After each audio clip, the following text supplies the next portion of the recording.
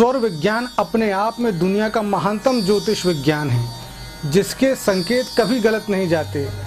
शरीर की मानसिक और शारीरिक क्रियाओं से लेकर दैवीय संपर्कों और परिवेशी घटनाओं तक को प्रभावित करने की क्षमता रखने वाला स्वर विज्ञान दुनिया में प्रत्येक व्यक्ति के जीवन के लिए महत्वपूर्ण है। स्वर विज्ञान का सहारा लेकर आप जीवन में नई दिशा दृष्टि पा सकते हैं, दिव्य जीवन का निर्माण कर सकते हैं, लौकिक एवं पारलौकिक यात्रा को सफल बना सकते हैं। यही नहीं, आप तो अपने संपर्क में आने वाले प्रत्येक व्यक्ति और क्षेत्र की धाराओं तक को बदल सकते हैं। अपनी नाक के दोनों छिद्रों से हम सांस लेते हैं। सामान्य अवस्था में हम एक ही छिद्र से सांस लेते हैं, कभी दायां तरफ से सांस लेते हैं तो कभी बाएं तरफ से सांस लेते हैं। जब भी स्वर बदलता है तब हम कुछ क्षणों के लिए दोनों छिद्रों से सांस लेते हैं। तो जब हम बाएं तरफ से सांस लेते हैं तब स्वर चंद्र स्वर चलता है, तब हमारा इड़ा नाड़ी में वायु का प्रवाह होता है। इसी प्रकार जब हम दाहिने तरफ से सांस लेते हैं तब पिंगला स्वर चलता है, उसे सूर्य स्वर भी कहते हैं। जब हम दोनों तरफ से सांस लेते हैं उसे सुषुम्ना स्वर कहते हैं। जब दोनों तरफ से सांस चलते हों उस समय कोई अच्छा काम का विचार नहीं किया जाता है, इस समय सिर्फ ईश्वर का ध्यान किया जाता है। यह योग मार्ग के लिए उचित समय होता है। सांस का संबंध तिथियों और वारों से जोड़कर इसको और अधिक आसान बना दिया गया है। जिस तिथि में जो सांस लेना हो वही सांस आपके लिए अच्छी होती है। इसके विपरीत होने पर आपका दिन बिगड़ जाता है। इसलिए सांस पर ध्यान दीजिए और जीवन विकास की यात्रा को गति दीजिए।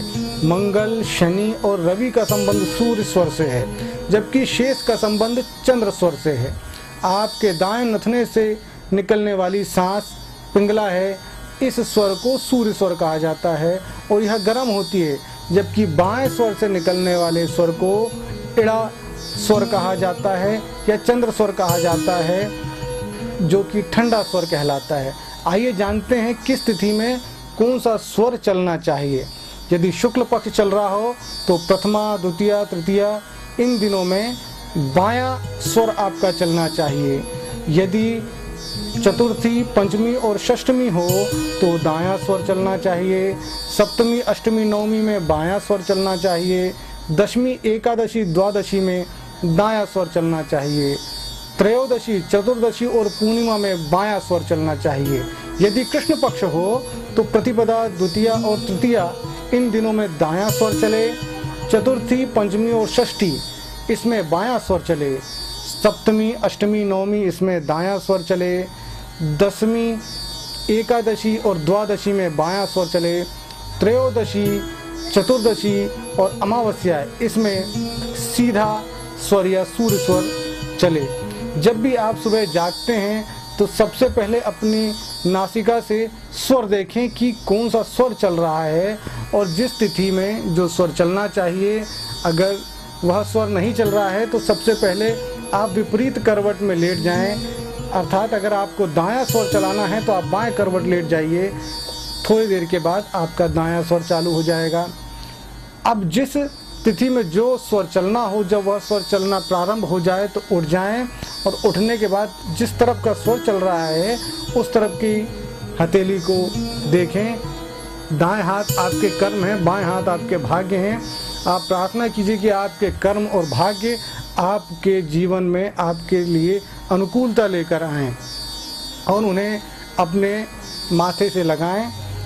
उसके पश्चात उसी हाथ से धरती को स्पर्श करें। उसके पश्चात वह पैर सबसे पहले रखें जिस तरफ का स्वर चल रहा है।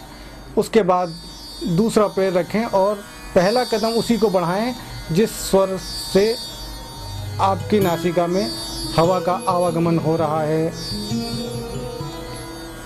इसी प्रकार स्नान, भोजन, शौच के वक्त दाहिना स्वर चलना चाहिए। पानी, चाय, काफ़ी, पेय पदार्थ के समय और अच्छे कामों के समय बायां स्वर चलना चाहिए। जब आपके शरीर में अत्यधिक गर्मी महसूस हो तब दाहिनी करवट लेट जाएं तो बायां स्वर आपका चालू हो जाएगा। इससे आपको तत्काल ठंडक अनुभव होगी। जब शरीर ज़्यादा शीतलता महसूस करे तब बाईं करवट लेट लें। इससे आपका दाहिना स्वर चालू हो जाएगा और जल्दी आपके शरीर में गर्माहट आ जाएगी। आपको जिस व्यक्ति से कोई काम हो उसे अपने उस तरफ रखें जिस तरफ का आपका स्वर चल रहा है। इससे आपके काम आसानी से निकल जाएंगे। जब दोनों स्वर काम करें तब किसी अच्छे काम का चिंतन ना करें, उस समय सिर्फ भगवान का नाम लें। जब दक्षिणायन प्रारंभ हो तो उस दिन प्रातःकाल जागते समय चंद्र स्वर को हो तो पूरे माह अच्छे गुजरते हैं। इसी प्रकार उत्तरायण शुरू होने पर प्रातःकाल जागते समय सूर्य स्वर हो तो पूरे 6 माह बढ़िया गुजरते हैं। कहा भी गया है, करके चंद्रा मकरे भानु। रोजाना स्नान करने के बाद जब भी कपड़े पहने तो पहले स्वर देख लें, फिर जिस तरफ का स्वर चल रहा है उस तरफ से कपड़े पहनना प्रारंभ करें। इससे आप दुर्घटनाओं को टाल सकते हैं। आप अपने घर में या ऑफिस में जब आपसे कोई मिलने आता है और आप चाहते हैं कि यह आपके पास ज़्यादा देर ना बैठे, तो उस समय जैसे वो व्यक्ति आप कक्ष में के अंदर प्रवेश करे तो आप पूरी सांस को छोड़ दें और जब वह व्यक्ति आपके करीब आकर बैठे और आपसे हाथ मिलाए तब भी इसी प्रक्रिया को आप गोपनीय रूप से दोहरा दें। तो आप पाएंगे कि वह व्यक्ति किसी न किसी वजह से ज़्यादा देर बैठ नहीं पाएगा और वह चला जाएगा। इसके विपरीत यदि आपको किसी व्यक्ति से को अपने पास ज़्यादा देर बैठाना है तो जैसे ही वह कक्ष में प्रवेश करे या हाथ मिलाए